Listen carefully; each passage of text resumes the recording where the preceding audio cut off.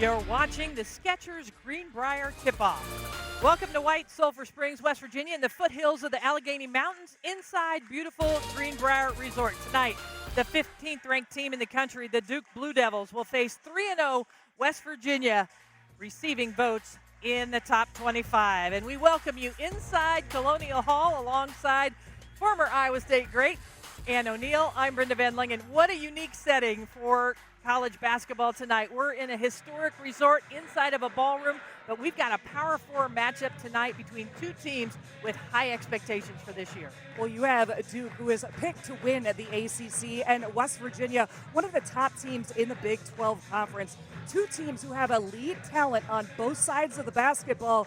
Oh, and some of the best players in all of women's college basketball are going to take this ballroom court here tonight, Brenda. And one of them was the ACC Freshman of the Year last year in Toby Fournier. Well, Toby is an absolute superstar. She even made first team all ACC as a freshman. She does it all for the Blue Devils. She posts up, she shoots a three, she rebounds, rim runs, blocks shots at over 3 a game, and you better watch out in the open court because she can even dunk too. Sydney Shaw is leading the way for West Virginia, shooting 58% from three-point range early in the season. Well, she has been bringing the offensive firepower for the Mountaineers. She's coming off her first career double-double versus Temple, 16 points and 10 rebounds, even at a career high, 23 already. And we are ready to go here inside Colonial Hall. 1,200 seat capacity. It was sold out within 24 hours of the tickets being available. We're in the southern part of West Virginia, and lots of fans down here for the Mountaineers filling the stands. Duke with the first possession of the game. One of the things you're going to see for the Mountaineers is known for their defense. They run man-to-man, but also check out this matchup 2-3 zone. Shot clock under 10 as the steal, and that's what the Mountaineers do. They force a lot of turnover as we take a look at tonight's starting lineup. Brought to you by Skechers for West Virginia. They start Harrison, Sydney Shaw. Those are the only two returning starters from last year. Gia Cook, a transfer from Houston, making a lot of waves, as well as Wheeler. And all the way to the hoop, Jordan Harrison, an all Big 12 performer as we look at Duke's starting lineup brought to you by Skechers. A little bit of a change in the lineup tonight as Delaney Thomas is starting in place of Jaden Donovan, as that's who gets the first basket of the game. Thomas hitting the elbow jumper. We've just had a lot of action in those first few plays. You've seen a couple of things that Mountaineers like to do is turn people over 27 a game to start this season. Nice finish by Nelson at the high post.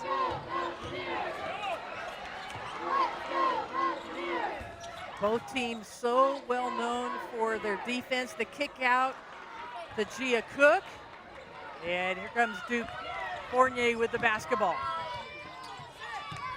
Ashlyn Jackson, all ACC second team last year. Mayer, the leader of this team at the point guard, scores the first basket for Duke.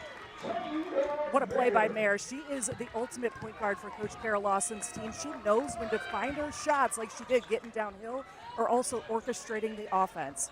Jordan Thomas there with the ball, 23. Got a lot of playing time off the bench last year for West Virginia.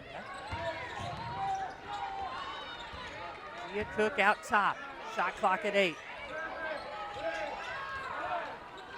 Sydney Shaw has been so good in their first 3 games. The high arcing shot from Mimi Wheeler. That's her first three-pointer of the season. Hey, she's mostly known for being inside or taking it downhill, but showing her range.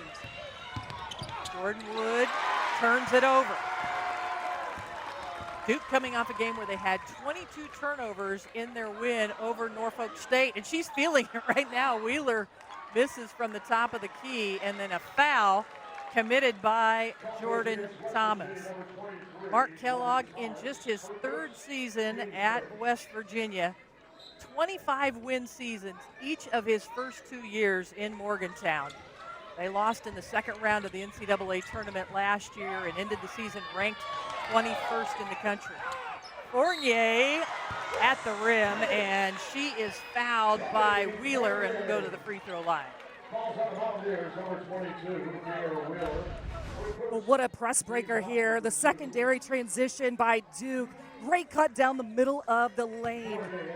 Easy inside as you get a look here at Coach Kara Lawson for Duke. Kara Lawson in her 6th season at Duke, just named the U.S. national team coach through 2028, going for win number 100 tonight at Duke. As she watches Fournier, who struggled a bit from the free throw line this season already, shooting just 53%. She completes that three-point play.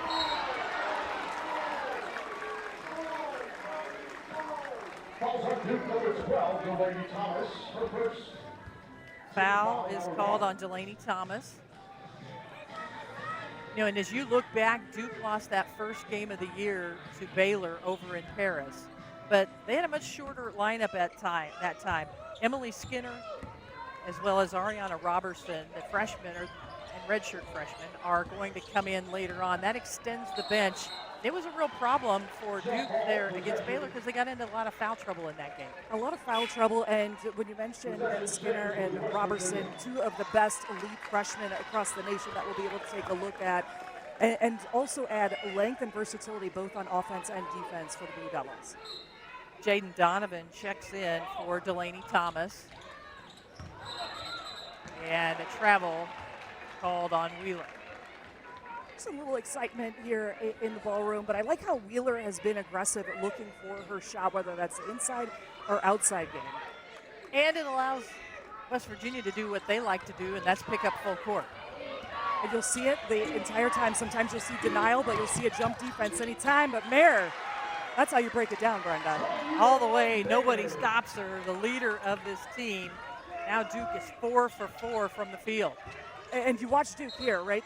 With Jaden Donovan coming out.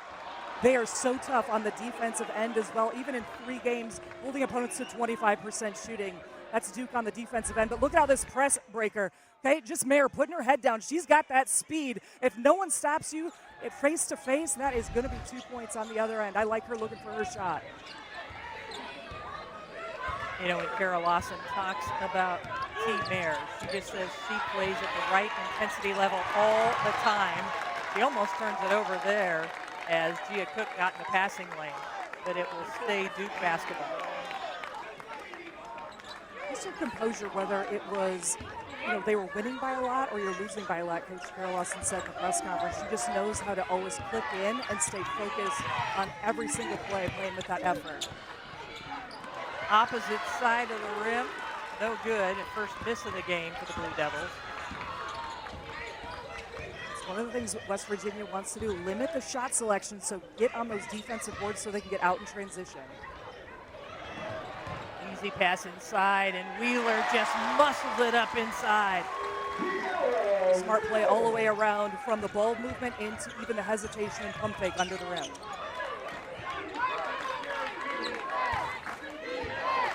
Their ACC all-defensive team member makes a beautiful pass down low, and that's short for Donovan.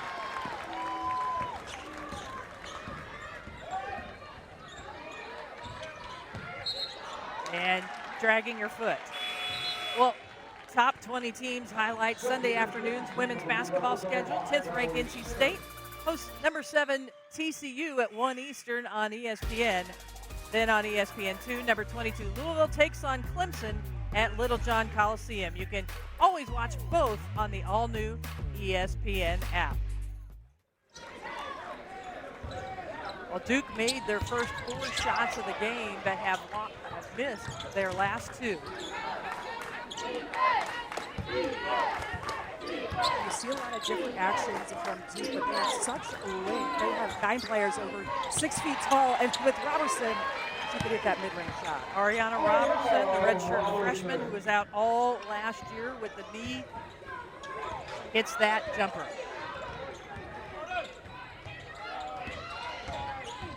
Woodley off the bench for West Virginia, number 2, a spark for the Mountaineers. See how Duke is always going to hard hedge off of those ball screens. Great decision by Harrison. and not able to convert the shot. Donovan in traffic, trying to get a handle on it. Picks up her dribble, looking for somebody. And a traveling called. And we're at immediate timeout. Duke with the early lead here in Colonial Hall, here at Greenbrier Resort. Beautiful Greenbrier Resort that is just incredible. As we're inside Colonial Hall, we take a look at Mark Kellogg's family, his wife, his 2 kids.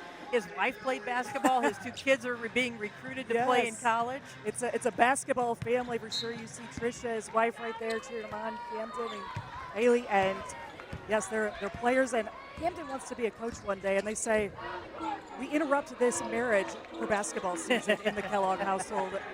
Big known for going to all the Mountaineer games.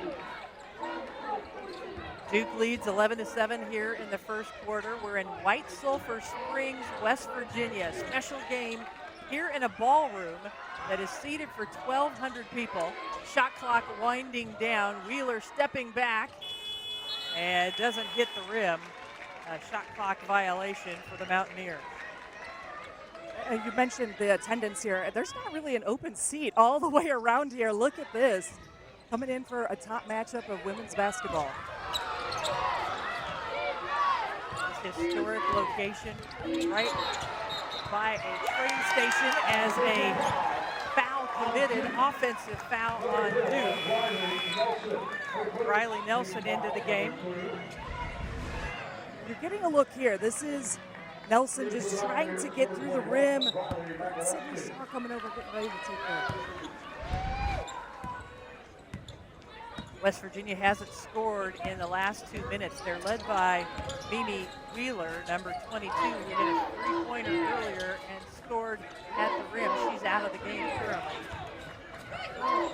Sydney Shaw with the ball out top. Nice ball fake. Woodley has the ball blocked emphatically by Robertson. So when you're watching this back on film, first a great pump fake, and then maybe use a second one right there because that's a 6'4" player you're going up against Robertson. And guess what? Her wingspan is actually 6'8", so she's going to do that day in and day out. Awesome rim protection there by the Blue Devils. Robertson from a very athletic family, the youngest of 7 children. All have played collegiate sports.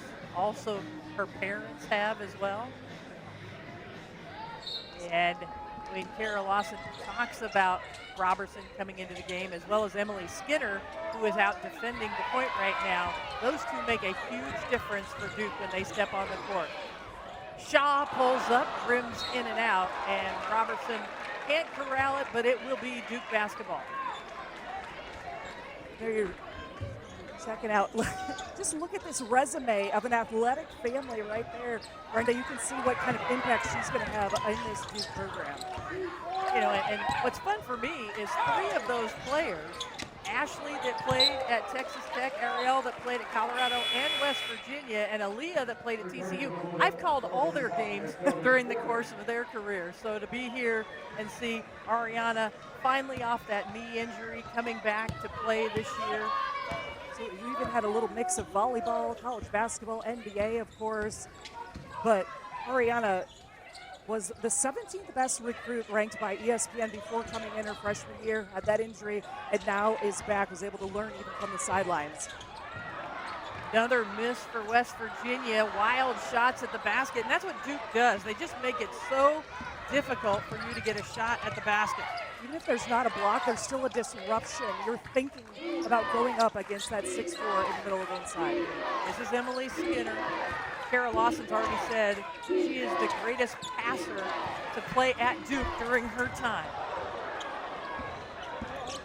And we are very close to the court here, and we just saw some of the results of being here in the ballroom because Woodley came crashing into our vantage point here on the side of the court. Watch how Woodley goes after it, and our announce table is so close, and Woodley hits her head on the floor.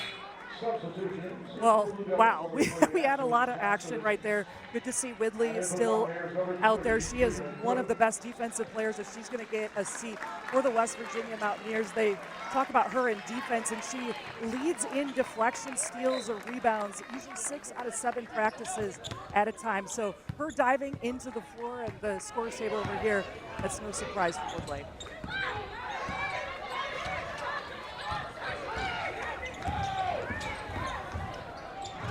Harrison draws the foul from Skinner, and she will go to the free throw line. Well, here's tonight's ESPN2 men's college basketball doubleheader. 6th-ranked Michigan takes on TCU at 9 Eastern. Then the back end of home-and-home series between Graham Ike and Gonzaga and Bobby Hurley's Arizona State Sun Devils. Both are also available on the all-new ESPN app, so you can watch it anywhere. Jordan Harrison, 76% free throw shooter on the year. A player that has meant so much to this program, all Big 12 third team last year. She actually came over to West Virginia with Mark Kellogg from Stephen F. Austin. And so much on her shoulders this year for the Mountaineers. Mayer not stopped, she goes all the way to the rim again. Robertson can't get her hands on the basketball, and here comes Jordan Harrison. Harrison dishes it off to Cook, and the score at the rim for the Mountaineers. A nice little textbook 2-on-1, but look at what the Mountaineers do right away. They immediately turn around and face guard you, trying to set up that press. Good look from Robertson at the free throw line. Duke's execution, what they're doing so well against West Virginia, anytime they have that press, is getting the ball into the middle of the floor where they have height and length to either shoot that shot or do a high-low action. Look at the mismatches here. A nice backdoor cut from Cook, and she is fouled by Fournier. Well, they love to have pace because anytime they can get a defensive rebound, it is off to the races for the Mountaineers. Look at this, 2-on-1, bounce pass, and a finish. Excellent finish right there. And they want to push pace, Brenda. They average almost 87 points per game. We talk so often about their defense, but they love the offensive side of the ball as well. Harrison's going to take a seat. Fournier as well. She just picked up her first foul. Gia Cook, the transfer from Houston. She was the second leading scorer for Houston last year at over 12 points a game. Just coming off of one of her best games where she had 16 points against Temple, and she credited watching a lot more film. She really locked into that, so she knew where to be in the positions and just started playing a little bit more free in the last week or so. Wow, Robertson's length, just reaching up over the top of 5'9" Sydney Shaw to get that rebound. And she's athletic. She can get up, too. Robertson blocked. How about that? Carter McCray returns the favor and blocks the shot by Robertson, and they're going to say it's West Virginia basketball. Well, that was an excellent steal, but an even better defense, and it does go off the fingertips of Robertson. Carter McCray, the 6'1" junior, transferred from Wisconsin. She was a starter for Wisconsin last year and averaged almost 11 points a game, and boy, she has really provided a spark off the bench for the Mountaineers. And that's number 1 you're seeing in white for Carter McCray. And she actually was limited in minutes there for a little bit to start the season, but really love her athleticism for Westview. The swarming defense forces a turnover.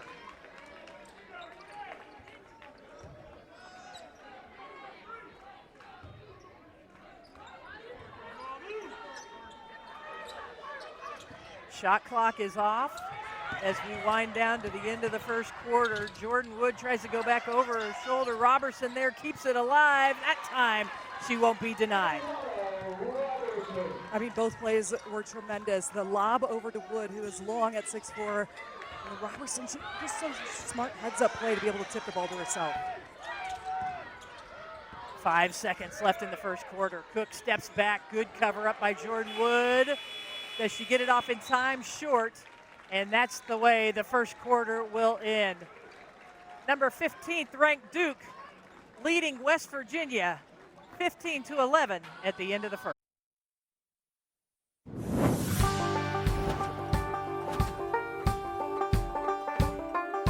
know it's going to be a competitive game. Just to play a game on a neutral floor against a quality opponent like Duke, and for us to get to Southern West Virginia where we have some crazy passionate fans. I think it sold out in like 24 hours. If you like to compete, I think games like that will always be fun. Expecting a great environment against a quality team, and we're going to learn a lot about our program, I guess, just 4 games in.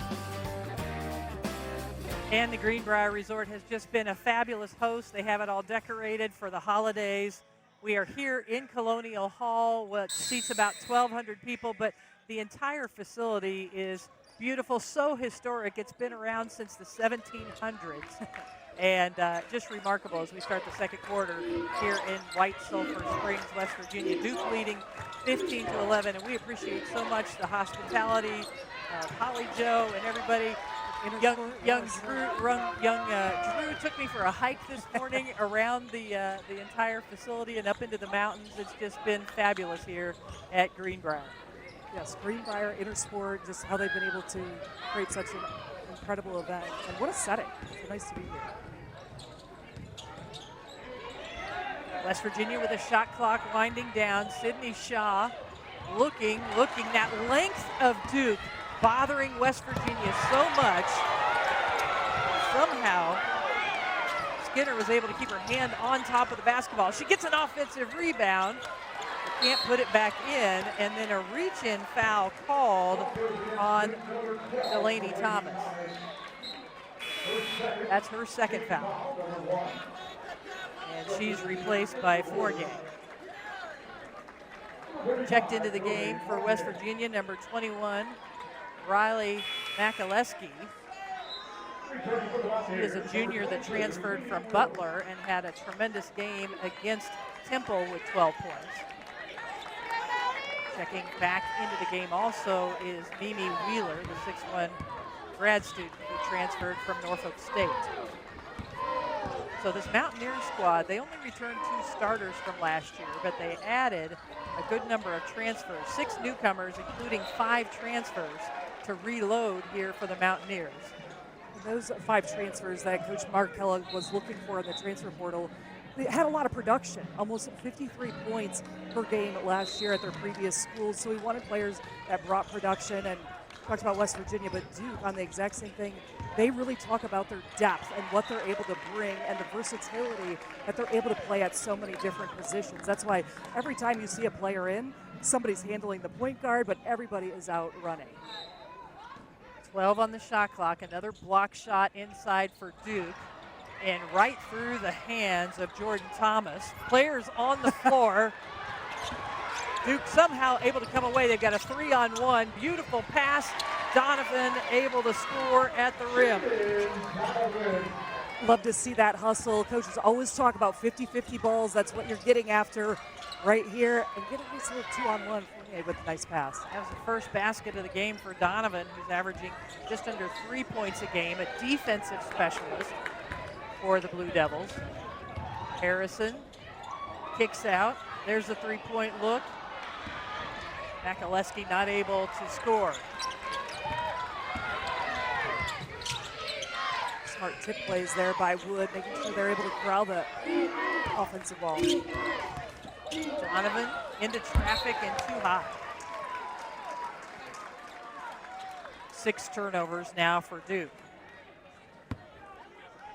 You mentioned, we talked to Kara Lawson, and she was concerned about the turnovers because West Virginia can turn you over. They turned it over 22 times against Norfolk State, that they should not have had that many turnovers, and already 6 in this game. Well, even that pass right there that looked from Donovan, is that it was the right pass. They just kind of getting a little bit sped up, and that's what West Virginia will want you to do, just like right there in the open court. Gia Cook gets in the passing lane all alone, too short, but a foul was called that will send Cook to the line, and she is helped up by her teammates. Calls on Duke number 2, Jaden Donovan. Her first personal team foul, number 2. To look, Cook composing. Coming back into the game for West Virginia, Sydney Shaw replacing Makaleski. Gia Cook coming into this game averaging over 11 points a game. She has been stellar from the free throw line, 14 of 16 on the season. She's 1 for 2 so far tonight. And she buries that one. And when we were able to talk to West Virginia's coaching staff, they just talk about her athleticism, how she's able to put pressure on the rim, and she fits so well into that defensive system. Players want to come here to be able to grow into great defensive players and also offensive players. Free throws made, sets up the full court press, easily passed through by Duke, and then Wood throws it off the leg of Jordan Thomas.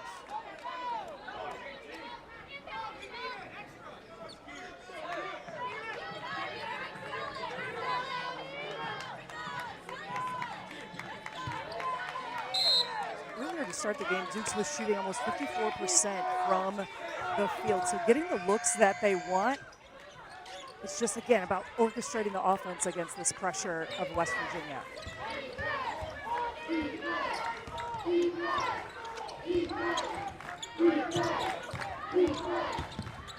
Driving tough into the lane. Ashlyn Jackson can't convert on that one. And the Mountaineers pushing. Wheeler in traffic, blocked by Donovan from behind. Donovan, she's just been all over the court.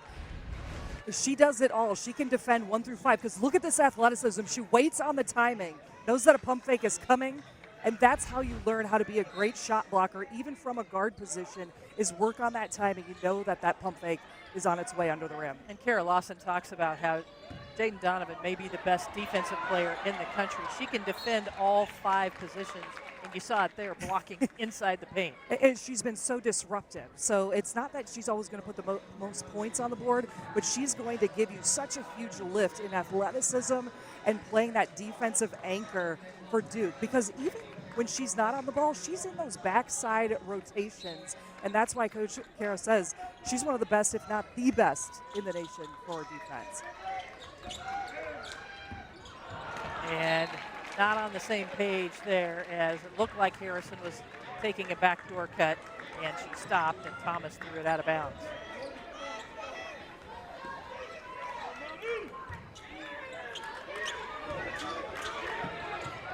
Boy, that's a tough pass here in the ballroom. That almost hit the ceiling.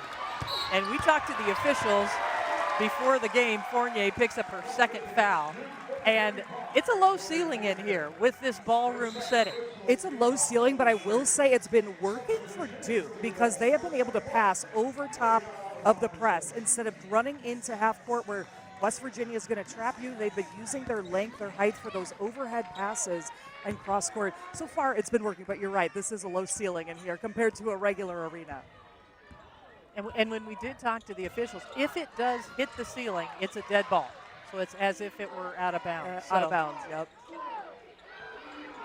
Harrison directing traffic. They're looking for the high-low. Wheeler, double D, and tied up. Yeah, she had the size advantage, but she turned back into Jordan Wood, and it's a tie ball with 8 seconds on the shot clock. I credit Jordan Wood on that. She was guarding the corner, but she can cover so much space with her 6'4" frame that she's able to get in the middle lane and get back out in a short order.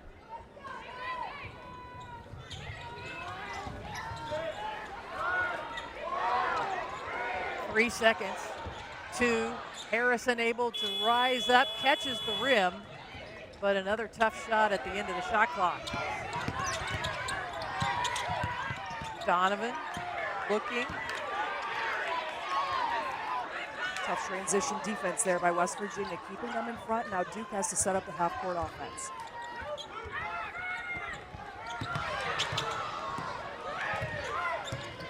Ashlyn Jackson, so tough with the basketball.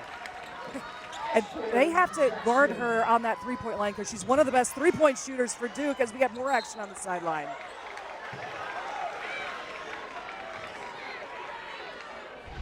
We're going to see here, Jackson, they got to go over top of the screen because she's a shooter, but look at that touch. You can't teach that. That is something you practice over and over again. She's got touch from the outside and also in the middle of the lane. She's used to those tough closeouts and having to turn the corner and take it inside. Jackson takes a seat. Riley Nelson, number 4, back on the court for Duke. Ariana Robertson also back into the game for the Blue Devils. Yeah, we had some more action on this sideline. We're here in this ballroom, and the fans are right up next to the sideline as a travel committed by Jaden Donovan. 8 turnovers now for the Blue Devils. Very pro West Virginia crowd, as we talked about the fact that we are in West Virginia, in the very southern part of West Virginia, in White Sulphur Springs at the Greenbrier Resort. The Duke staff told us they only were allowed 65 tickets here, so most of them were purchased by the West Virginia fans. Tipped around by Robertson.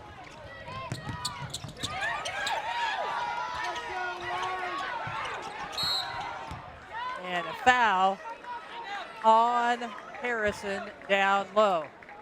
It's been a battle of 2 great defensive teams. Duke holding on to a 6-point lead with 4:45 to go in the second. And J.J. Quinterly in the audience. She graduated last year from West Virginia and made a splash with the Dallas Wings this summer. Well, you know, so cool to have her here. She is known in the West Virginia program, scored over 2,000 points in the Mountaineer uniform, and was a finalist for Defensive Player of the Year. And she just thrived at a 5'8" guard in the West Virginia system, and then carried that over to the Dallas Wings. Played really well in the WNBA this season. She had a knee injury, but hopefully will be back next season, next May, for the Wings. Yeah, good to see her. She was a finalist, as you mentioned, for National Defensive Player of the Year. She was 2-time Big 12 Defensive Player of the Year. Hey, she's somebody I wouldn't want to go up against, Yeah, try to right. score against. Nice pass by Nelson, but it's stolen by the Mountaineers. Both teams with 9 turnovers right now.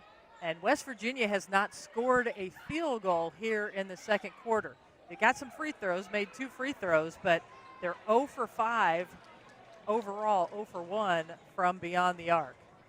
You know, Brenda, as you say that, you can feel the defensive intensity pick up for the Blue Devils on this end, and they just have been contesting and rotating so well. But hey, a fadeaway jumper works on the baseline. First field goal of the second quarter for West Virginia made by Gia Cook. From the corner, Nelson. Robertson was there for the rebound, but wasn't able to take it away this time. We talked about Sydney Shaw, number 5 for West Virginia in the open. She has not scored yet. She's 0 for 3 overall, as she has been defending well. And a foul committed as Cook takes it to the rim. Here's the shot by her last time down the court. An excellent baseline out of bounds play, just curling over towards the side of the ball, and a fadeaway. It's still contested by Donovan. That was a tough shot. And then the next possession really put her pressure on the rim. But looks like she's holding her wrist a little bit there, Brenda. She's taken a couple of hard falls to the floor so far tonight.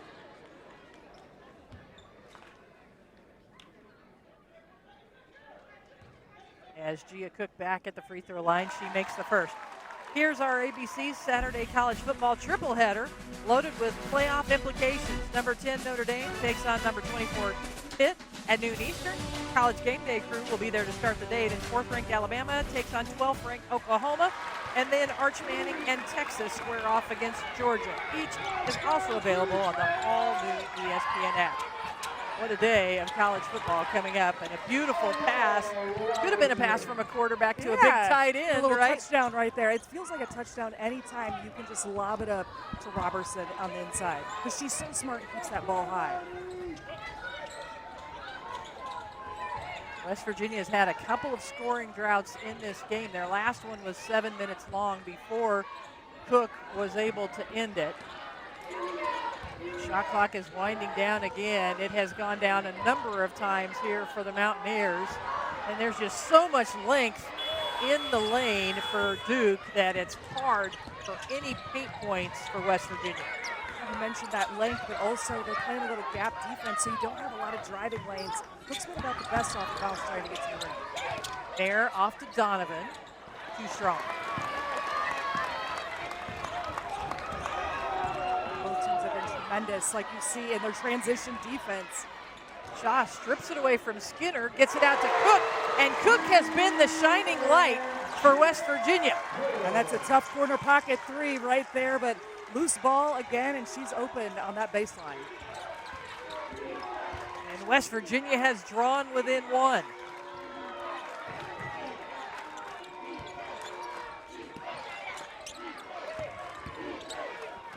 Donovan gets that one to fall. And that's a good sign for Duke because previously, West Virginia was sagging off of Donovan and daring her to shoot because she's more of a defensive specialist. But there, she makes those mid-range jumpers. We're going to have to come out and guard her. We're counting down toward 2 minutes left in the second quarter. Sydney Shaw, the leading scorer for West Virginia, still has not scored. Gia Cook leading the way for the Mountaineers. She pulls up for three here. No. And we're under 2 minutes to play. Bear in traffic. The battle for the rebound. And a foul on the Mountaineers. We talk about a little bit those extra effort plays. You see Skinner getting her hands on it, almost a jump ball. But then look at Cook in the corner. She is cooking out there. And then Donovan, she's got enough space. Again, she doesn't usually shoot a lot for Duke. But that is a key jump shot for the Blue Devils if she can keep knocking it down.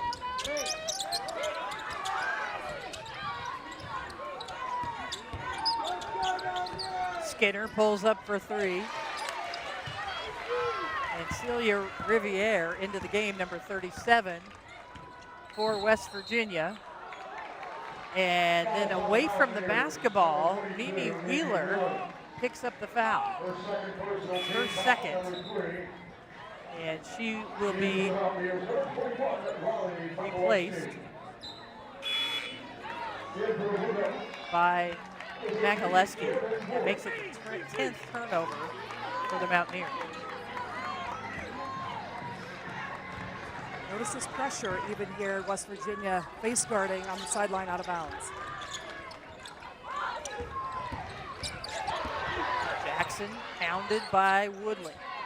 And for Duke right now, they have three different point guards that can all play that position. Bear, Skinner, and Ashley Jackson.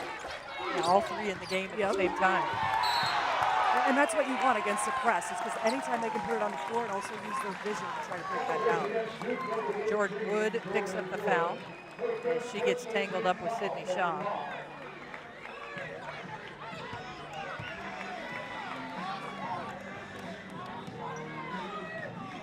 So it's an offensive foul on Duke, so no free throw. Duke is not in the bonus yet, I should say. Sydney Shaw. Harrison tried to cut backdoor, but Mayer was all over. Harrison tucks it, has it blocked, and it will stay on this end.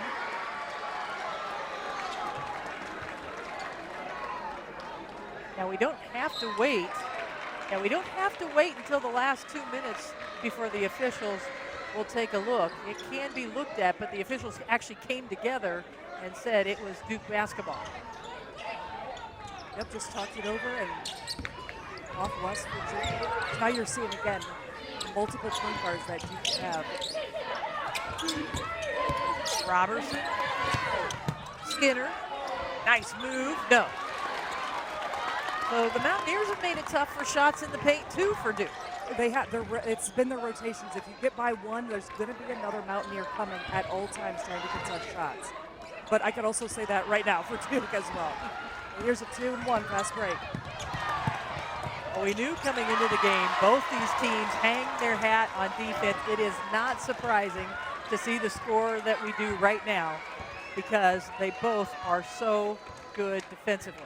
And in different ways, as we've noticed so far. But 10 seconds left. This could be a big game changer and momentum going to halftime. 6 seconds left in the quarter. Harrison trying to get a ball screen. Pulls up. Couple dribbles sideways. No. And just great defense by Jordan Wood. And now we're going to have a scuffle because Jordan Wood taunted Harrison after she blocked the shot. And then there was pushing and shoving. And the referees are clearing the court right now.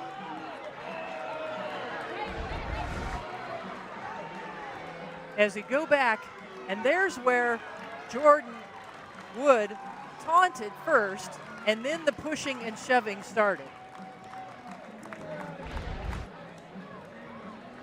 So the officials are going to come together because we may have a situation where we have technicals and we have free throws that need to be shot here before halftime. And they're conferring on the court yet, so they haven't seen this live yet from the replays of what that looked like and how everything certainly got initiated. Joe Vasili, our head official, along with Felicia Grinter. They came together and they will go to the scorer's table. Kara Lawson is asking if they are clear. The West Virginia players have all already left the ballroom. But it's a possibility that there still may be free throws shot before halftime.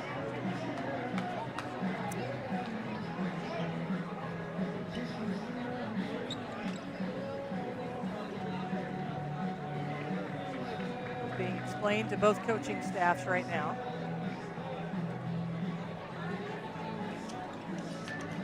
Interesting situation where, you know, that of course both teams kind of try to defend the other players in their team. So you're going to take a look at it here, and Jordan Wood in blue is going to block this shot, but then there's a little extra taunting right in the middle, and then the shoving. So they're definitely going to want to take a look at that with multiple players. Now the clock had expired for halftime. So that will come into factoring into these punishments. But both teams have now cleared the court. And so our officials are coming over to ask our truck, and we're not able to communicate with our truck on talkback, so we'll just let you know that they're asking if we have other angles that might show which players came off the bench for West Virginia. Tell her. We want to welcome you back to White Sulphur Springs, West Virginia. We are at the Greenbrier tip-off here at the Greenbrier Resort. It's halftime. Duke is leading 23-20. This transpired right at the end of the half. The taunting, the pushing, extra pushing, and then what you can't see in this shot that they were just able to see is that most of the West Virginia bench came off the bench. And so, we have been spending the last several minutes, the officials taking a look, Joe Vasili, Felicia Grinter, Tiara Cruz, all sorting out all of this because the players that were on the bench were not supposed to come off the bench, onto the court. And so right now, Joe Vasili, our lead official, is explaining to Ann O'Neill, my broadcast partner, exactly what the punishment that has been adjudicated in this situation. You can see there is Joe. He is speaking with Ann. He is going through the list of punishments and the list of ejections. And she will come back here in just a moment and update us on exactly what has happened. That's Ann O'Neill. I'm Brenda Van Lingen. Again, we're here at halftime of the Greenbrier tip-off as we bring you back on camera.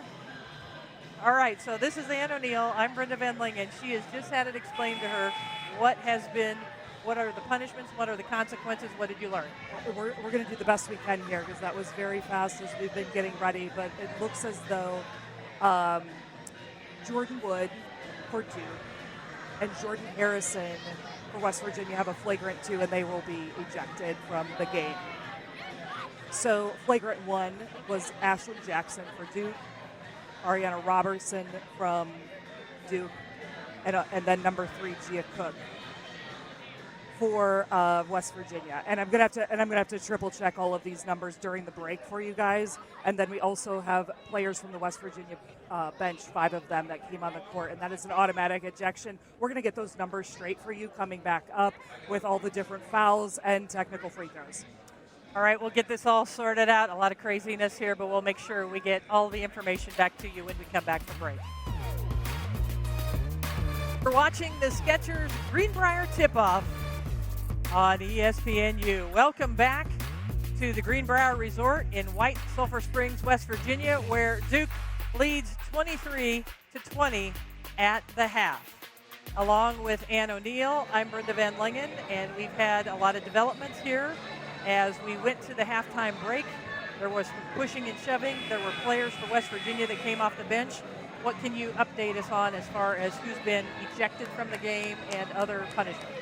We have 6 players for West Virginia who have been ejected, and that is number 10, Jordan Harrison, who was in the scuffle, and then 5 players who were coming off the bench, which is number 1, Carter McRae, number 3, Gia Cook, number 4, Madison Parrish, number 22, Pierre Wheeler, and 23, Jordan Thomas. And for Duke, Jordan Wood has been ejected as well.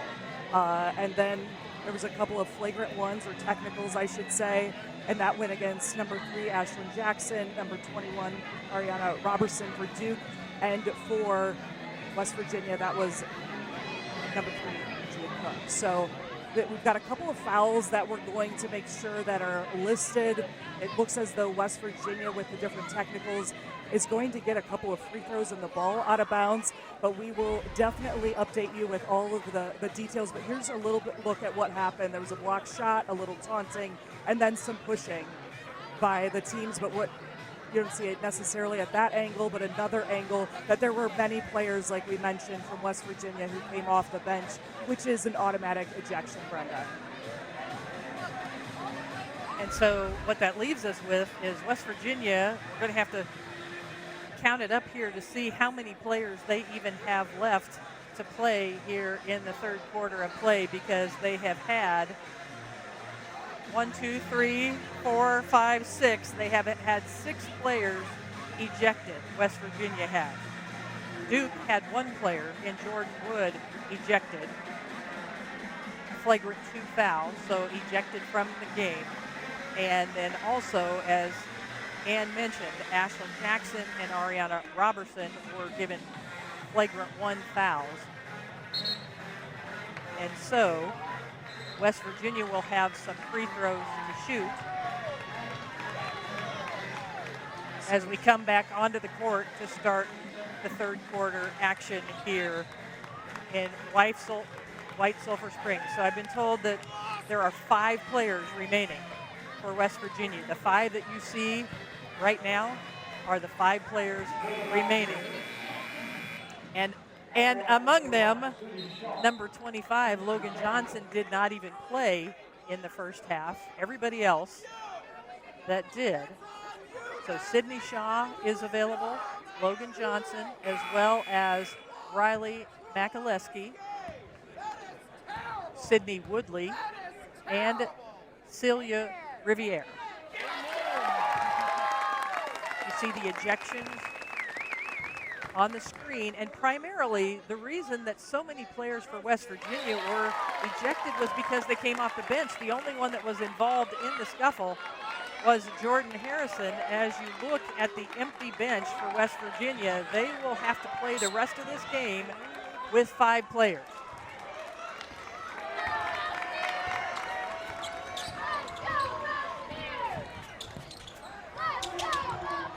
High-low into Riviere to draw West Virginia within 1. They have not had a lead in the game since they were up 5-4 in the early going. And West Virginia, has taken that first lead with the free throws and the score as we take a look at our halftime stats brought to you by Elevance Health. Robertson, 8 points for Duke.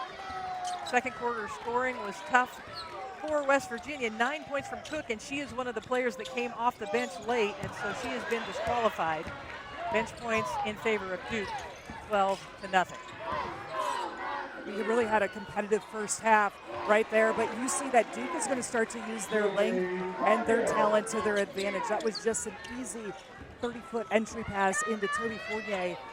back to the basket. She's going to score that every time.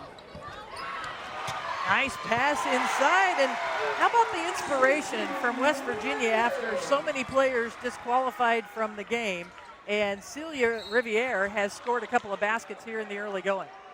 And this is one of those times, Brenda, where you never know who's going to step up, and the inspiration, because there's a lot of West Virginia fans here. And now you play like you're out here in a little pickup game. This is a nice roll and slip to the basket, finish at the rim for Riviere. She is a player that has played before for West Virginia on the inside, but she's going to get significant more minutes than she usually does for the Mountaineers here in the second half. There's no doubt about that. The foul was committed on number 2, Sydney Woodley. So now that's going to also become a factor here as we take a look at foul trouble potentially from West Virginia. They call the foul on Celia Riviere.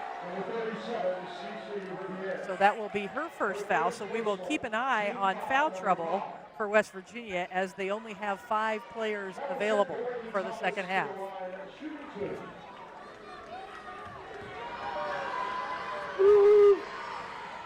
Delaney Thomas is at the free throw line for Duke.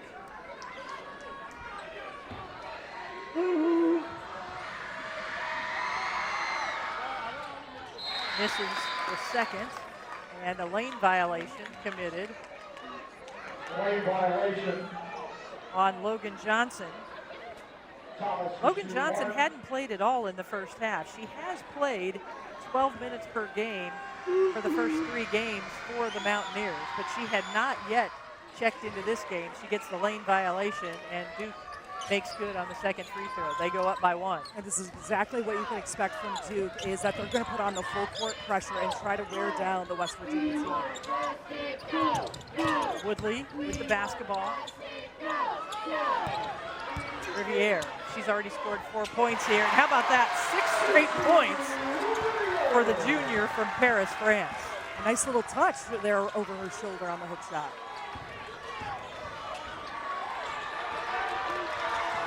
Fournier calling for the basketball, and she dribbles the ball on the inline as West Virginia. Let's take a look back at Riviere.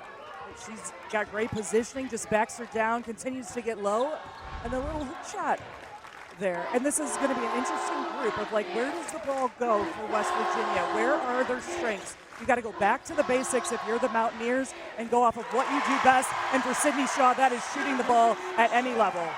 This is West Virginia's biggest lead of the game as they now lead by 3. And that's the first basket of the game for Sydney Shaw. She is the leading scorer on the year for West Virginia. She had been held scoreless in the first half. They were actually led in scoring by Gia Cook, who had 12 points, but she is one of the players that was disqualified from the contest for coming off the bench. Thomas need to take an extra step, no call, and comes up short. And in this case, and this is what you expect, right, from West Virginia, they just walk the ball up the court. They're walking the ball up the court, but after that last possession where they scored, they actually still picked up a full court press. So if we said that West Virginia loves to play defense and press you, they're even doing it with 5 players. 6 on the shot clock. Riviere with the basketball, hands off to Sydney Shaw. Sydney Shaw rises up, and it bounces in. How about this? A 6-0 run for West Virginia. And for the Mountaineers, that's what needs to happen. The offense has to run with Sydney Shaw touching the ball on every possession. Thomas gets the ball at the free throw line. Riviere is fouled by Riley Nelson. Let's take a look at Sydney Shaw as the shot clock was winding down. For West Virginia, she is their leading scorer at 16.7 points per game. So you want the ball in her hands.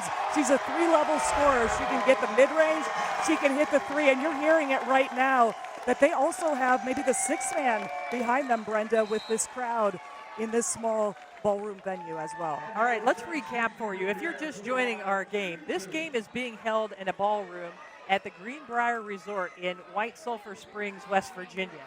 Right before halftime, we had a scuffle, and we had most of the members of the West Virginia bench come off off the bench. And so 6 players were disqualified from the game. There are only 5 players remaining for West Virginia. Jordan Wood was disqualified for Duke for a flagrant 2 foul. Jordan Harrison on the court was disqualified.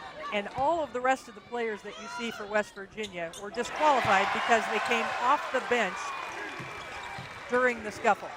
Only 5 players remain for West Virginia, but they now lead by 6 points. That shot was too long for Ashlyn Jackson. An offensive rebound. Skinner short.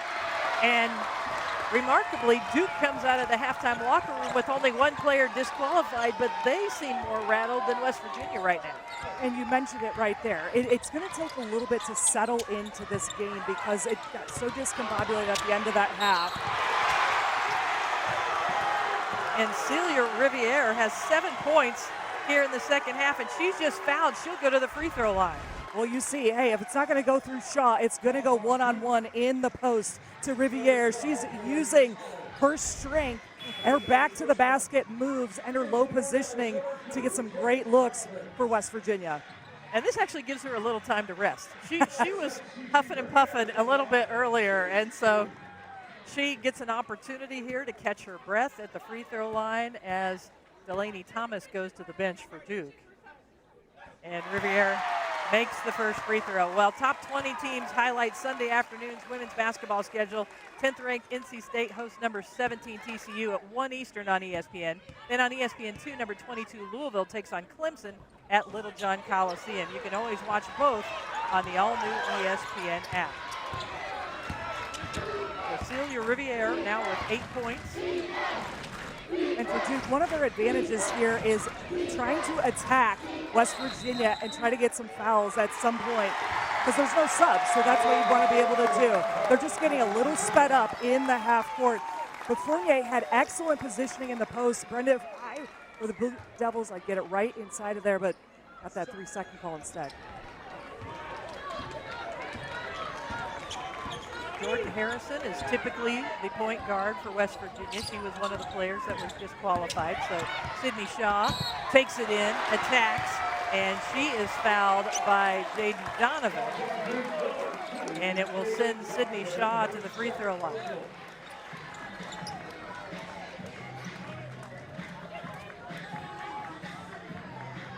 That will send Sydney Shaw to the line, shooting 2.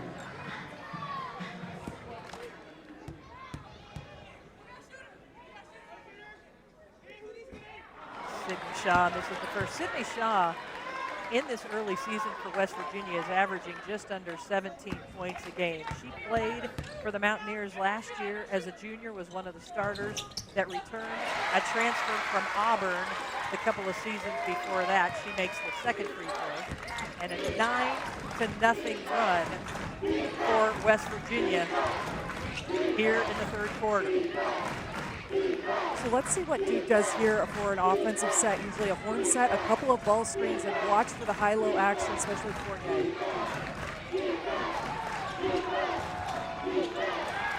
Shaw gets a deflection, 5 on the shot clock. Donovan rises up, still can't connect. Duke still not able to score. Shaw's even doing it on the rebounding end, doing a little bit of everything for the Mountaineers. Riviere back to Sydney Shaw. West Virginia's mostly been running a 4-out, 1-in, but at the end of the shot clock, get the ball to Shaw. Shot goes up and goes in for Makaleski, the 6'2 junior out of Fishers, Indiana. And that breaks the 11-0 run as Donovan dumps in the jumper. Excellent read by her. She's got that great 10-foot jumper, and that Duke really needed that. And inside looks as they go against WVU. Go inside, back out, nice inside out, and that's what Makaleski can do. She's shooting 38% from three-point range this year. It is just remarkable to me that Duke seems a little bit more frazzled right now than West Virginia, that has had five players available and 6 have been disqualified. And that's when players can step up. Just like you mentioned, Makalewski, he's got a great three-point shot, but when you're running 4 out and you're one of the only options, you got to take it. And a foul committed by Ashlyn Jackson. With only 5 players available, West Virginia has outscored Duke 20-6 this quarter. And they got a big 3 from Makalewski. Welcome back to White Sulphur Springs, West Virginia, and what a turn of events here at the Greenbrier Resort as West Virginia leads 40-29. At the end of the first half, we had this scuffle, the pushing, the taunting, and as a result, several players for West Virginia came off the bench, and because they came off the bench, they were automatically disqualified. So in addition to Jordan Harrison being disqualified for her part, all of these players, Jordan Harrison was in the scuffle, and McCray, Cook, Parrish, Wheeler, and Jordan Thomas all came off the bench. Gia Cook was actually the leading scorer for West Virginia with 12 points in the first half. All those players are gone. Only 5 are available. Jordan Wood was also disqualified for Duke. But West Virginia, with just 5 players available, has now outscored Duke 22-6 here in the third quarter. It's pretty unbelievable, and especially thank you for breaking that all down, that they're able to see that. And their defensive pressure, we're talking about their offense 22-6 during this run. Their defensive pressure has remained the same, the West Virginia way, where they are always speeding teams up. And right now, Duke just hasn't found their rhythm. Love to see them slow down a little bit and focus on getting the ball on the inside. Duke has Jaden Donovan out hawking the ball with Shaw. You see Skinner and Robertson, as well as Jackson and Mayer on the court for Duke. Sydney Shaw was held scoreless all of the first half. She's made some free throws here in the third quarter, and she's had all the ball handling responsibilities for the Mountaineers. Jackson tries to bump, and she does draw the foul on Celia Riviere. And for Duke, when you haven't been shooting the ball particularly well, right now they're 0 for 7 from behind the three-point line. There's been a lot of commotion, a lot of distraction out there, and they haven't found the rhythm. That's what you do, is what Ashlyn Jackson did, is put pressure on the rim, get a paint touch, and try to get to the free throw line to settle everything down a little bit, Brenda. So Ashlyn Jackson is at the line. We're going to keep an eye on the foul trouble for you, because that's Celia Riviere's second foul. And she didn't play in the first half, so she has all 5. But there are only 5 players available for West Virginia. And we have heard from our officials consultant, Dee Kantner, who is the veteran official and has been communicating with us. If West Virginia does have a player foul out, you can continue on with 4 players. You can play all the way down to 2 players. It's just when you only have 1 player left and you can't inbound the ball that you would not be able to continue on. But as of right now, you saw the numbers. West Virginia is not in foul trouble because most of these players on the court didn't play in the first half. It's a great time to get your playing time in and show what you're made of, because they are playing with such intensity, drive, and focus for West Virginia. Sydney Shaw steps back, off the mark this time. Jackson with the basketball. Duke needs some energy here, and that's a beautiful pass down to Skinner, Emily Skinner, the freshman, scoring the basket. What a play from Jackson to Skinner. We talked to Coach Garrett Lawson, and they said they love each other. They are great friends off the court, love playing together, and you see that kind of just reading each other, making great backdoor cut. Riviere continues on here in the third quarter as she continues to be a problem for Duke's defense.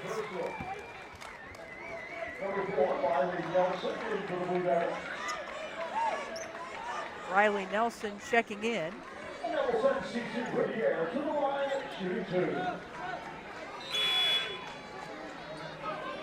Also with the Blue Devils, number 35, Tony Morgan.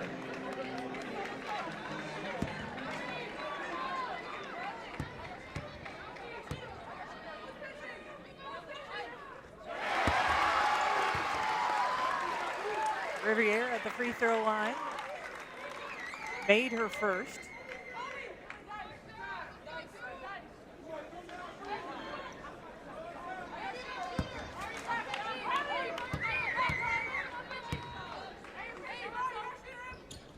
Riviere now in double figures. She's got 10 points.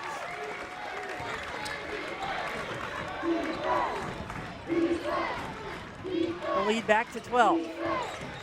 Emily Skinner probing, tries to make the pass, and Riviere there, and that's the 20th turnover for Duke. Shaw, short on that attempt. Duke doesn't have numbers. West Virginia able to get back. Fournier has it swatted away, and that's Logan Johnson that didn't play at all in the first half for West Virginia, number 25, into the game. West Virginia's transition defense has been elite on how they've been able to stop and get in passing lanes and turn Duke over. Sydney Shaw to Riviere. No, and instead the foul called on Sydney Woodley. That's her second foul. Here's a good look at Logan Johnson, the junior out of Houston, Texas. Didn't see any playing time in the first half, is averaging just under 3 points a game on the year, but she's going to be asked to play the entire second half here for West Virginia. Riley Nelson at the free throw line for Duke. Under a minute to play in the third quarter. Jackson checks back in and replaces Emily Skinner.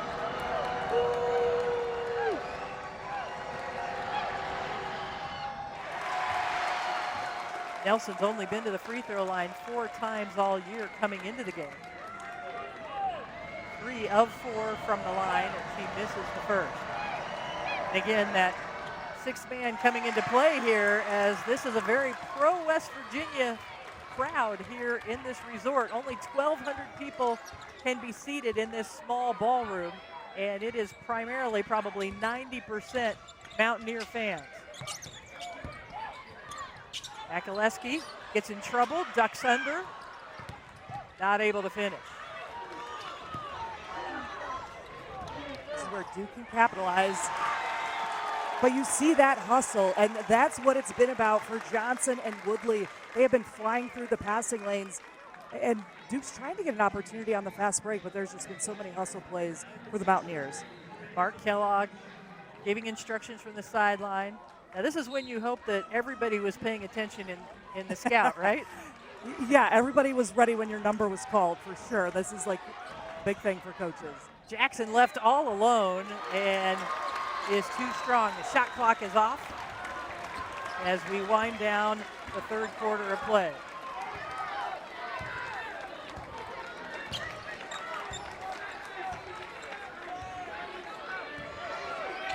Sydney Shaw defended by Mayer.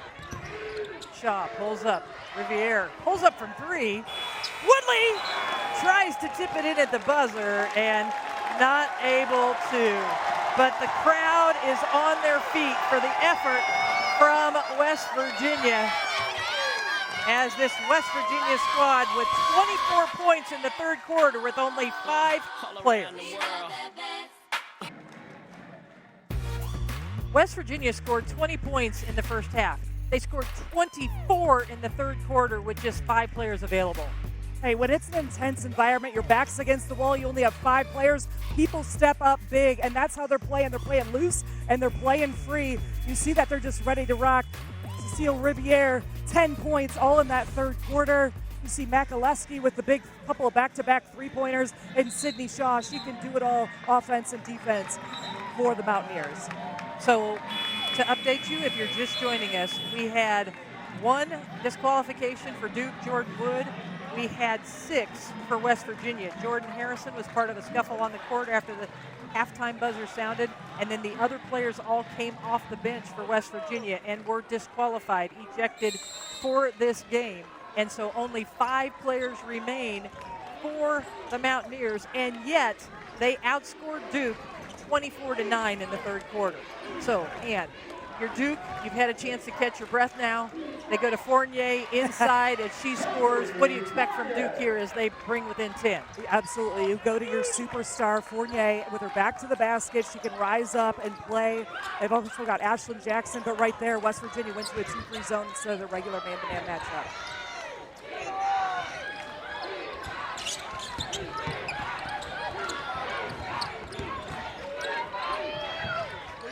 Backdoor cut, swatted away by Fournier. Woodley is 5 on the shot clock, too strong. And this is where Duke can thrive, is anytime they get a defensive rebound is to push pace, try to get the Mountaineers on their heels. But one of the things that's been happening, Brenda, for Duke is just a little too Pulls much up. flight. And here's Couple the dribbles sideways, no, and just great defense here's by what happened Jordan Wood at the and end now of the we're second gonna have quarter. a scuffle. And just great defense. In addition to the scuffle on the court, so many players came off the bench for West Virginia. That's why we have the disqualifications. And so Jordan Wood was the player that had been taunting Jordan Harrison, and she pushed her. She was disqualified, so was Harrison. Those were the two on the court. Everybody else that came off the bench also were disqualified. And Sydney Shaw able to hit the bucket to stretch that lead back out to 12 for West Virginia. And one other thing that's happening here for Duke is that they're getting sped up and just go back to the basics, back to the fundamentals where you jump stop to make a pass. You start pump faking and trying to get the defense so you can make a good look at the basket. Nelson driving in that zone. Robertson missing. And then a foul called on West Virginia. They call a foul. Goes against the Mountaineers, number 37. That's Riviere, and that's her third personal. So again, only 5 players available for West Virginia. 3 fouls now on Riviere. We are in the fourth quarter. And it puts Ariana Robertson at the free throw line. Who's coming off her first game of her career. She was able to score 12 points and 6 rebounds against Norfolk State. After a year being out with a knee injury, she is back, and this is her second game. So we'll keep an eye on the foul trouble. You see Riviere with the 3 fouls. If she would happen to foul out, West Virginia can play with 4 players. Excuse me. Sydney Shaw from the top of the key. And Jackson hounded by Woodley. Ahead to Skinner. Skinner probing the defense. Takes it right at Riviere. And Riviere just stood there to make sure she didn't pick up her 4th foul. Smart by Duke to take it right at her. You just keep putting pressure on the rim. You're trying to get a layup or get to the free throw line. Also disrupt the flow that West Virginia was in here a little bit. And for West Virginia, what you're going to see, the ball in Sydney Shaw's hands a lot. Ball screens and then pick out for a shot. 5 on the shot clock. They go into Riviere. She looks. She fades away. No.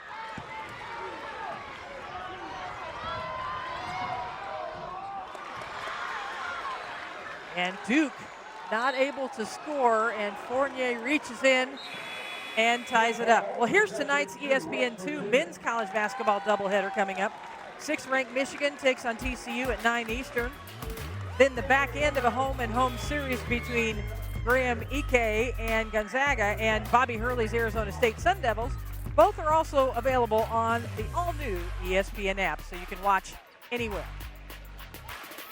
Great men's hoops coming up after this. A lot going on this time of year with football and basketball and soccer wrapping up, volleyball going on. We're not watching the stream. What are you got going on here?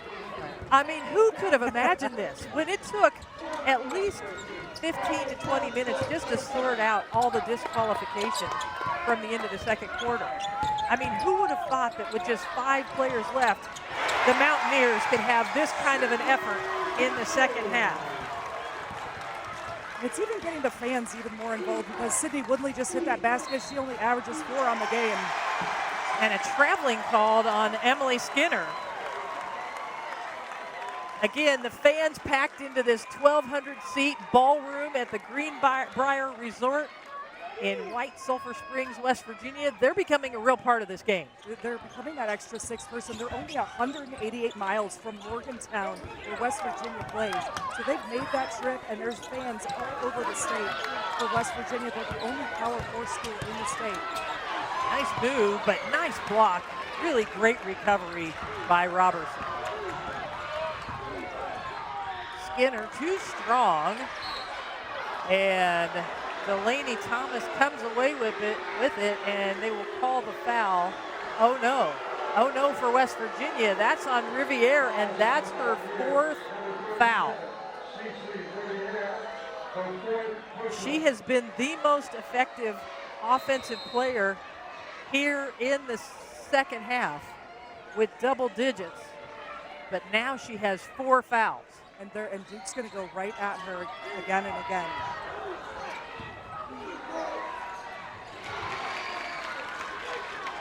Nice leadership and composure by Mayer on that nice jump shot.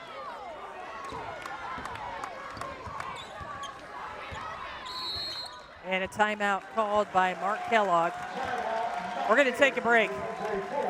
West Virginia holding on to an 11-point lead here in the fourth quarter. Only 5 players available.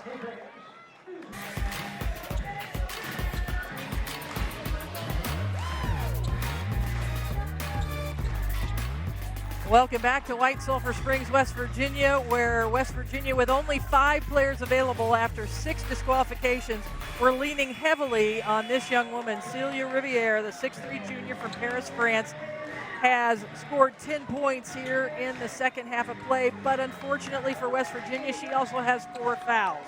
She picked up her third with 8:20 remaining in the fourth quarter. She picked up her fourth with 6:14 remaining in the fourth quarter. So she only has 1 foul remaining. And if she does foul out, West Virginia can play with 4 players, but she's been the most effective offensive player here in the second half for the Mountaineers. Along with Ann O'Neill, I'm Brenda Van Lingen. We're so glad we could be here with you for this historic game. As the shot clock winds down, Sydney Shaw splashes down the three-pointer, and Shaw now in double figures with 11. That was a tough baseline, Jay, with that nice arc. I see the ball getting into Shaw's hands a little bit more. But for Duke on this end, you can see they're playing a little 2-3 defense against the offense. So Duke wants to try to attack the middle and attack any gaps as possible as the shot clock runs down. 4 seconds on the shot clock. Robertson turns, fires, no. Why aren't they taking it right at Riviere? They were previously, that's where she got those fouls, but they're also mixing it up as well for the rebounds. They was able to get that defensive rebound. Riviere doing it on both sides. You're just joining us, only 5 players available for the Mountaineers, as 6 players were disqualified after a scuffle at the end of the second quarter. Here's Riviere playing with 4 fouls, and she scores up over the shot blocker. And even how she was cautious on the screen, the on-ball screen, and also how she posted up. You can see they just talked about that in the timeout. But what a response by Duke. Mayer with the jumper. Mayer, one of the best leaders as the point guard position here for Coach Carol Lawson's team, taking it on herself with these mid-range jumpers. Duke struggling a little bit from the field, only 36% so far in the game. Shaw, dipsy-do under the defense. Boy, Riviere almost got a foul. And all the coaches, only coaches on the bench for West Virginia, no players, we're all standing up reminding her, do not foul. There she is with the rebound. She's got 12 points and 6 rebounds. Celia Riviere, under 4 minutes to play. Sydney Shaw needs to hurry. Oh no, she saw too late and she gets called for the 10-second count. Celia Riviere has been outstanding here in the second half. Riviere for the Mountaineers, this one's so good. Look at this deep positioning. She's showing her moves. Got that muscle going on, and she's got West Virginia up. Okay, and number 2. All right, welcome back to West Virginia. We are again in White Sulphur Springs, West Virginia. We are at the Greenbrier Resort inside Colonial Hall, which is a ballroom set up with 1,200 fans. West Virginia was down by 3 points at halftime, 23-20. They had 6 players disqualified from the game. They have, with 5 players in this second half, outscored Duke in a big way and lead by 13 points with only 3:38 remaining. It's pretty unbelievable. You can't write this script up, Brenda, especially when you lose 6 players from your team, and most of them were players that contribute big scorers and rebounders that play a bulk of the minutes for West Virginia. But what they've been doing is with their back to the basket, they just have found a way, and they've taken advantage when their number was called and like, hey, get out there and start playing our way. And the Mountaineers have continued to play their style of basketball, and Riviere's been huge for them on the inside. And think for this, West Virginia is receiving votes in the top 25. They were ranked all year long. Mark Kellogg says we deserve to be ranked. This team, the way it has played with its heart and its hustle, they're doing this to a 15th ranked team. It's pretty remarkable and should be considered in the top 25. You mentioned that. Coach Mark Kellogg, 20 years as a head coach, and he has had 0 losing seasons. So he always finds a way to win in a system. So great effort and execution, I would say, by West Virginia. But we want to make sure that we bring you back up to speed, especially there's still a lot of time to play, Brenda, with 3:38 on the clock. So here's what happened at the end of the second quarter. The shot clock was winding out. There was taunting. There was pushing. So both Jordan Wood and Jordan Harrison were disqualified from the game for their act on the court.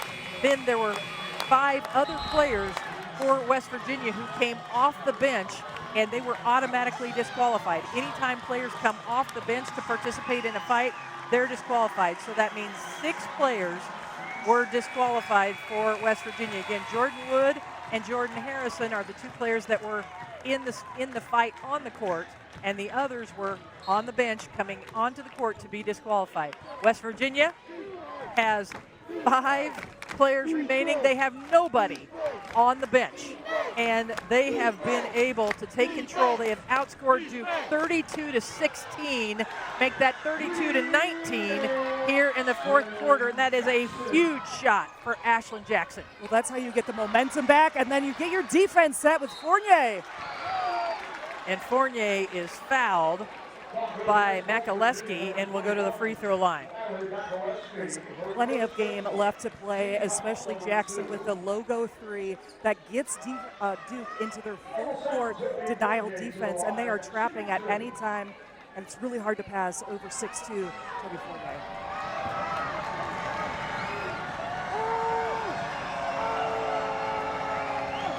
So Fournier at the free throw line. And it rims in and out. She's got 7 points, 4 rebounds tonight. She has struggled from the free throw line this year at 53%. And she misses both free throws. But Woodley and Thomas tie up. The possession arrow is in favor of Duke.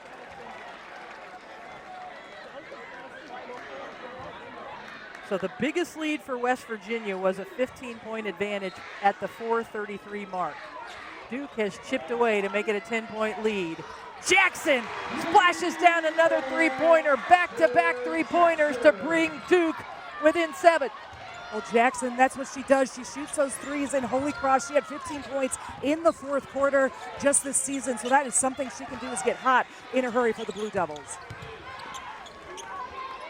An 8-0 run for the Blue Devils.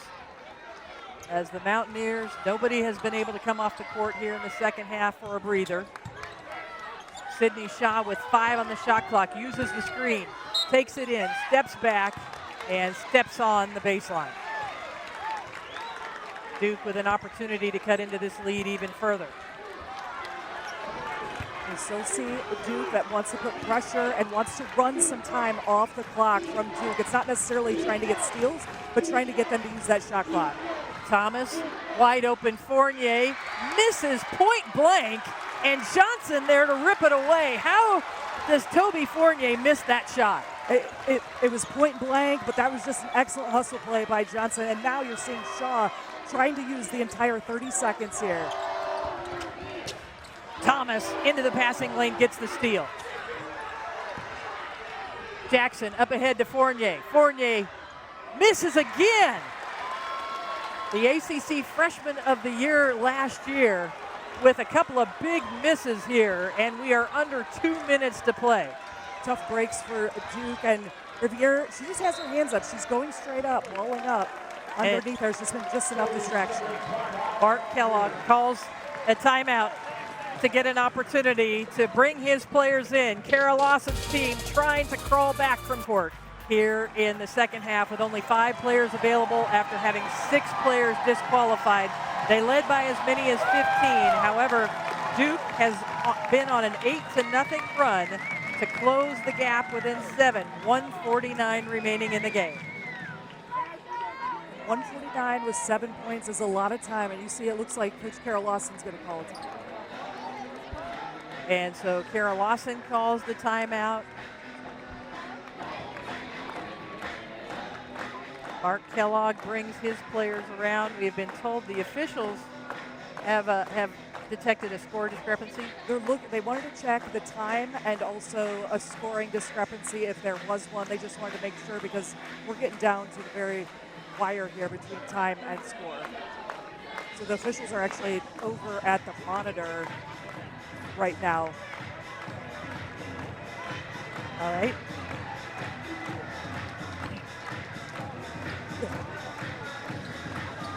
And we just had the officials come over right now and tell us that they're actually just checking the score. Tierra Cruz, Felicia Grinter, and Joe Vasili are our officials. They've had a lot on their plates tonight with the disqualifications because of the fight and players coming onto the court at the end of the second quarter as we were going into halftime. It took about 15 minutes to get everything sorted out. 6 disqualifications for West Virginia, 1 for Duke. The officials have gone over to check the score. It is confirmed. 52-45, West Virginia leads. They have the basketball in their front court. Makaleski, number 21, clears some space over here on the very narrow sideline here and in the ballroom to try to inbound it. The officials are coming back together once again. Tierra Cruz and Joe Vasili talking once again. We've had a little bit of everything, and it's, what is it, the middle of November? I don't even know what date it is. So we're only in November with all of this craziness. A lot of things happening, but also some great basketball is being played by both squads here tonight. Makaleski inbounds it to Sydney Shaw. Shaw hounded by Mayer. Going to take their time, use as much of the shot clock as possible. It's down to 4. Shaw rises up, and it bounces over the backboard, but they use the entire shot clock. 1:34 remaining. Remember, for West Virginia, only 5 players available, and Riviere with 4 fouls. Number 37 has 4 fouls. One of the strategies West Virginia did was they're moving her to the outside of the lane. And Riviere comes up with a rebound after the wild shot from Ashlyn Jackson. And again, time is on the side of West Virginia. And Mark Kellogg shouting out from the sideline exactly what he wants to happen. 7th rebound for Riviere to go along with double-digit scoring. Shaw and Riviere, the main ones with the ball, but here comes Nelson. Where's that Thomas? And just ripped it away as Delaney Thomas was able to strip the ball from behind for Shaw. And we're under a minute to play, and it's a 5-point ball game. And then the foul called on Mayer. Mark Kellogg said, why didn't you call the one on the possession before? And that's just the first team foul for Duke. So they have the fouls to give right now. That was just such a great read by Thomas coming through as soon as Shaw turned her back. They're going to need a little bit more of that. It's going to have to be a jump and a scramble kind of defense for Duke, trying to go for the steal before they get that foul. Kara Lawson going for her 100th career win as the Duke head coach. Kara Lawson had to be reminded to return to the coaching box as she was at half court. In her defense, this ballroom is a little strange as to everything being so close to one another. And another foul. That's the second team foul for Duke. So right now, West Virginia just going to play some keep away. It's about passing. It's about executing the out-of-bounds play, because what Duke is trying to do is face guard and then jump in a passing lane at all costs.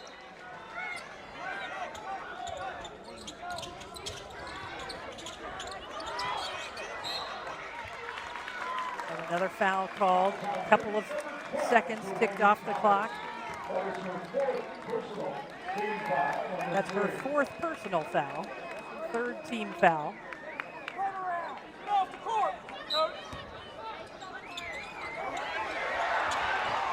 When Woodley broke open, was wide open. They just didn't get her the basketball. And now another foul is called on Riley Nelson. That's 4 team fouls, so the next foul will send West Virginia to the free throw line. And Riley Makaleski has been over there right by Coach Kellogg. She can hear everything of where they want that ball to go. Shaw breaks, and she is held, so no time goes off the clock, and it will send Sydney Shaw to the free throw line.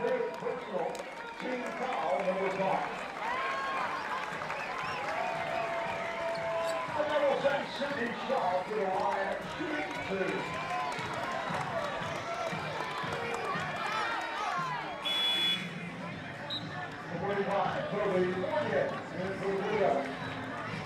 Got a little offensive defensive substitution for Coach Carol Lawson right there, bringing Fournier back in.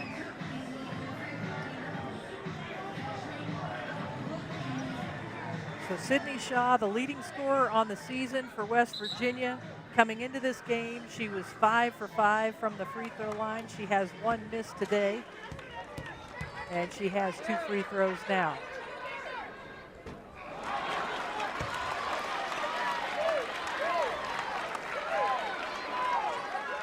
Five-point lead for the Mountaineers, who led by as many as 15.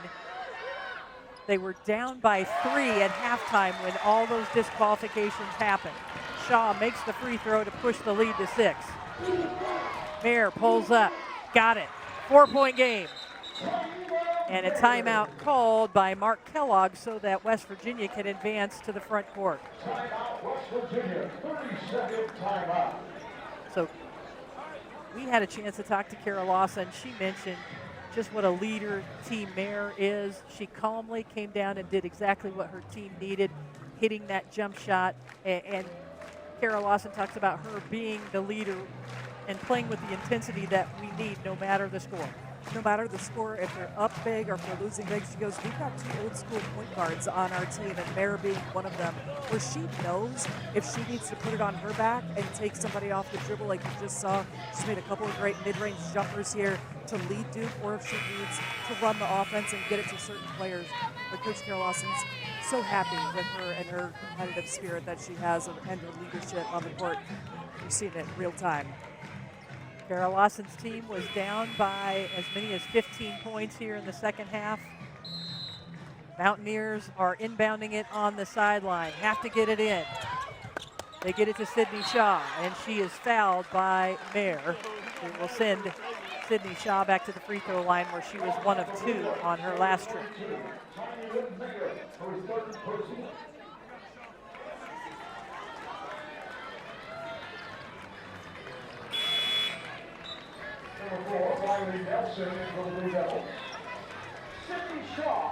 Riley Nelson back onto the court for Duke. Mark Kellogg clears off the lane. No Mountaineers on the lane. And Sydney Shaw calmly knocks down the free throw. I have a feeling that her 6 teammates are back in some other ballroom here at the resort watching this game as she stretches the lead out to 6. The kick out. Thomas thought about it, gives it to Mayer, misses everything. And this crowd that is very pro West Virginia here in the ballroom at the Greenbrier Resort are up Mark Kellogg's family cheering on this gritty, gutsy Mountaineer team.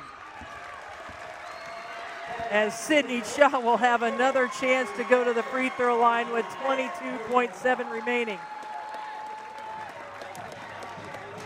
And one thing, if you didn't get to see it, that entire West Virginia team all huddled together and all took a deep breath on three instead of saying team or win or anything like that. They all took a deep breath, big inhale and big exhale. And you're taking a look at Coach Mark Kellogg over there for West Virginia. He's pretty proud of all these players stepping up big in such wild circumstances here. Sydney Shaw at the line will shoot 2.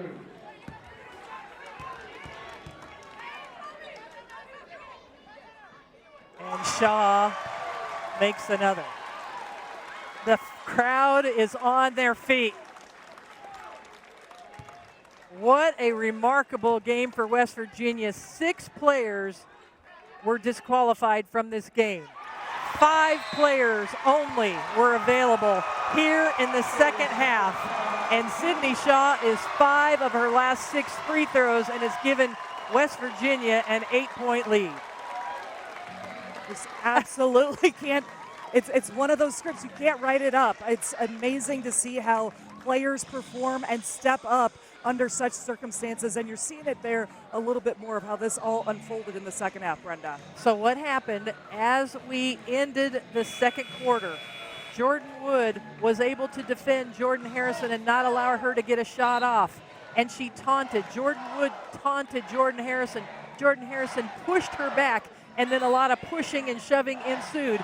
And 5 players came off the bench for West Virginia, and all of them were automatically disqualified from the game for coming off the bench. So here's what happened at the end of the second quarter. This is what started it. The push, another push, and then 5 players for West Virginia came off the bench and were disqualified, leaving just 5 players for the Mountaineers available for the entirety of the second half. Fournier passes the ball right at the rim. We saw her miss 2 shots here in the fourth quarter. It stays Duke basketball. They're down 8 with 18.9 seconds remaining in the game.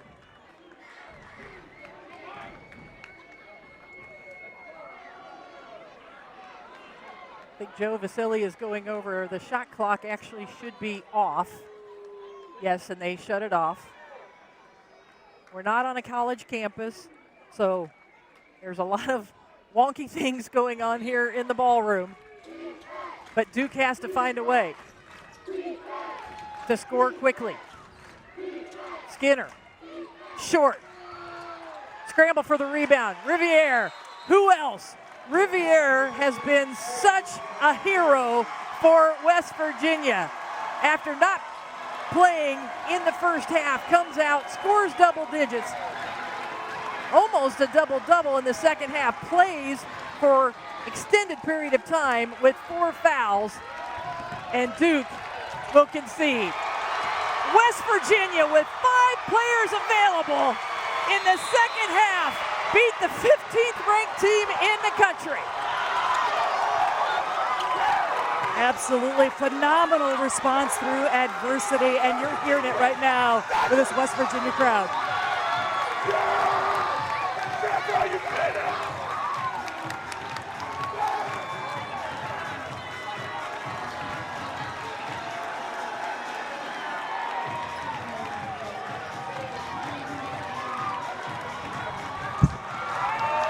Yes, Mark Kellogg and the crowd here, a very pro-West Virginia crowd, celebrating this victory in the most remarkable way.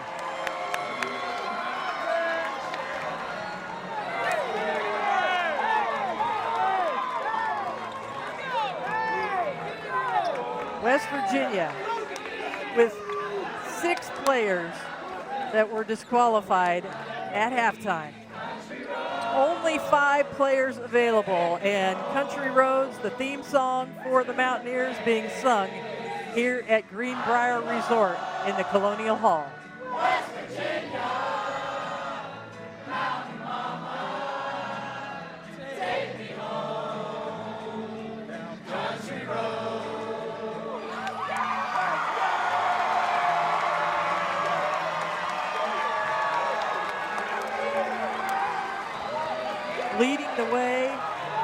Sydney Shaw with 16 points.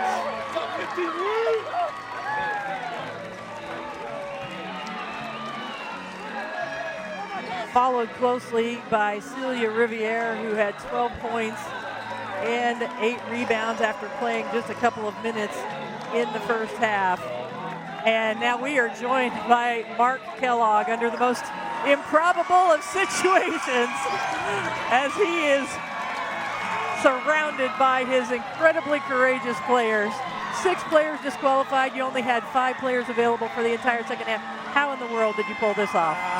Great question. I'm disappointed in kind of the ending of the half. Like, I think we're better than that. We're going to learn a huge lesson. But I think we've seen it in sports where things like that happen, and there's just something where you rally around each other. And we had about 2 minutes to come up with a game plan. And, man, I'm so proud of that group of 5. I'm proud of the whole team. The coaching staff was phenomenal. I guess these are one of those moments where you probably don't really know what to say, but that's as good of a win as I've probably had, and to do it here in the Greenbrier is really special, and probably because of the opponent we just played, because that team's really, really good. Yeah, beat the number 15th ranked team in the country. Celia Riviere comes out and scores 12 points and also has 8 rebounds. I mean, she was the MVP. Besides Sydney Shaw closing it out, it was Riviere who really stepped up. Yeah, no, she was fantastic and played with 4 fouls for the last, I think it was 5:51 or something when she got it. We changed her spot in the zone and told her don't even really try to score, just be available, rebound on the defensive end. But she's a talented kid. She has great hands. She's our best passer out of the post. Really good feel. IQ is great for CC. So I thought Sydney Shaw stepped up big time too. I mean, all of them did, but man, I don't know. I don't have a lot of words, Brenda. That's crazy. Just incredible. And as you mentioned, being here at the Greenbrier Resort, because this is a special place in the ballroom with your fans here, what does this mean to the fans being able to be here to celebrate this? Well, it's a proud state. They're so proud of their Mountaineers. And that was one of the reasons we wanted to come to Southern West Virginia, where obviously we don't play typically, and they have to travel to us to get to Morgantown. So opportunity presented itself, and again, to play too much to pass up, and hopefully we rewarded them a little bit. We'll continue to build our program and build momentum within the state. Well, congratulations. The most remarkable game that I've been a part of. Congratulations on the win. Thank you. Appreciate it. And holding the number 15 team in the country, Duke, to just 49 points as they win 57-49. In the second half, they were led by Sydney Shaw. She had 16 points to go along with 3 assists and 7 rebounds. 12 points for Riviere along with 8 rebounds. I was joined all night by Ann O'Neill. As you witness this, Ann, how do you capture this in words, what West Virginia was able to do tonight? I'm still in shock. It was incredible to be a part of this, but I believe that's what Coach Mark Kellogg prepares every single day in practice. Is they keep track of those stats, the defensive stats. They play a lot of rotations, and one of the things he wanted to come into the season was have a lot of depth, and boy, did they show it tonight when her number was called. I mean, you can't ask for a bigger adversity against your back, and then how you had composure. That's what it was all about. And then finally, I would say, Brenda, one of the biggest things is they never altered their game plan. They never changed their style of play. They continued to press, they continued to put pressure on the ball, and offensively they continued to attack, and it worked. It got Duke on their heels, and then you started to add in the momentum of the fans and all these West Virginia, Mountaineers out here. It was so incredible to witness. Amazing to be a part of this historic night for West Virginia. What a win for them, with only 5 players available and coming back to beat the number 15 team in the country, 57-49. So for Ann O'Neill, I'm Brenda Van Langen saying so long from the Greenbrier in White Sulphur Springs, West Virginia, where our final score of the Skechers Greenbrier tip-off, the West Virginia Mountaineers 57, Duke 49. Coming up next on ESPNU, SEC Inside Mississippi State.